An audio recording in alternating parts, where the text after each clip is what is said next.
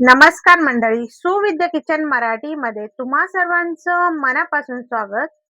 आज आपण रोजच्या जेवणाची थाळी नाही बनवणार, तर आज आपण काहीतरी स्पेशल बनवणार आहोत, तेही मुगाची डाळ घालून. तुम्ही बघू शकतात इथे मी आळूचे पानं घेतलेले आहेत. याची वडी नाही करायची आपल्याला, पण मुगाची डाळ घालून एक स्पेशल असा पदार्थ बनवायचा आहे. तर हे 12 पानं आहेत, म्हणजे छोटी साईज आहेत. 1 डझन पानं आहेत. 2 जुड्या होत्या 6-6 पानांच्या. त्याला काय केलेलं आहे, मी स्वच्छ पहिले धुवून घेतलेले आहेत.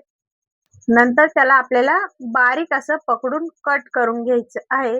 मंडळी, आता श्रावणाचा महिना आलेला आहे आणि श्रावणामध्ये आपले भरपूर असे सण असतात. त्यामध्ये आता आपली नागपंचमी आली, गणपती आले. यामध्ये आपण आळूची वडी बनवतो. तर प्रत्येक वेळेस आळूची वडी बनवणं कधी शक्य होतं, कधी नाही होत. म्हणूनच मी तुमच्या सर्वांसाठी घेऊन आलेले आहे एक स्पेशल अशी रेसिपी. त्यामध्ये काय-काय ॲड आपण करू शकतो हेही दाखवणार आहे. तर इथे आपली बघू शकतात हे आळूचे पानं किंवा अरबीचे पानं कट करून झालेले आहेत. मी अशा प्रकारे बारीकच कट करून घेतलेले आहेत. हे बघा. तर आता हे आपण अजून एकदा धुवून घेऊया, म्हणजे त्यामध्ये जो काही तुरटपणा असतो तो निघून जाईल. तसेच आता आपण इथे मिक्सरच्या भांड्यामध्ये एक ठेचा करून घेणार आहोत. तर इथे मी एक छोटा आल्याचा तुकडा घेतलेला आहे, 7 ते 8 लसणाच्या पाकळ्या आणि 3 ते 4 हिरव्या मिरच्या घेतलेल्या आहेत. तो ठेचा करून साईडला काढून ठेवलेला आहे आणि जी डाळ मी भिजवून घेतलेली होती तीही या मिक्सरमध्ये बारीक करून घेतलेली आहे भांड्यामध्ये.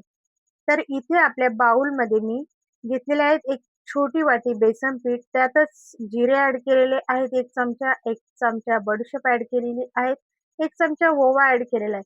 तसेच अर्धा चमचा हळदी पावडर आणि तिखटही 1 चमचा ॲड केलेला आहे. तसंच हिंगही यामध्ये ॲड केलेला आहे.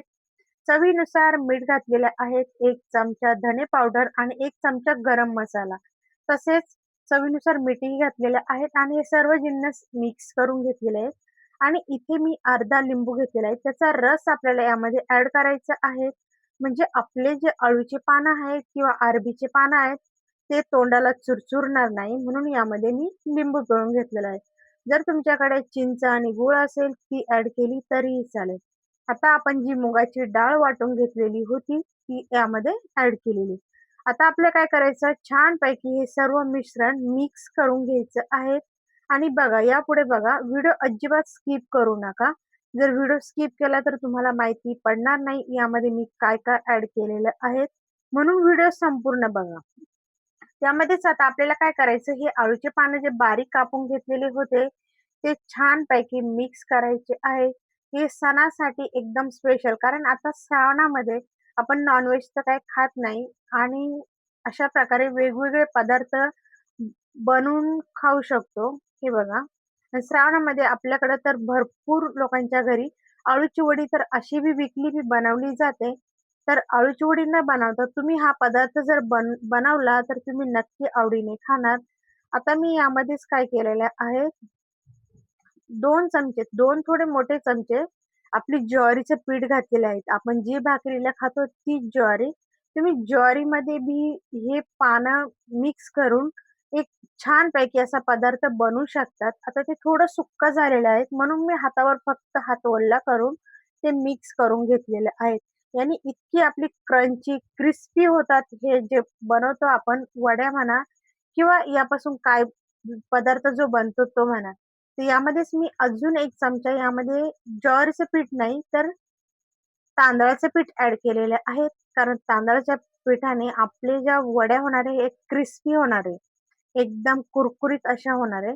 तर म्हणून मंडळी त्यात मी थोडंसं पाणी ॲड केलेलं आहे, म्हणजे हे पीठ एकदम परफेक्ट व्हावं. मग आणि मंडळी, जर तुम्हाला अळूच्या वड्या बनवायसाठी अ, जर आपल्याकडे बेसन पीठ नसेल, तर अजिबात टेन्शन घ्यायचं नाही. बेसन पिठाची अजिबात गरज नाही. आपण मुगाची डाळ भिजत घालूनही अशा प्रकारे करू शकतो किंवा आपले आळूचे पानं कटिंग करून फक्त ज्वारीच्या पिठामध्येही करू शकतो. तुम्ही ट्राय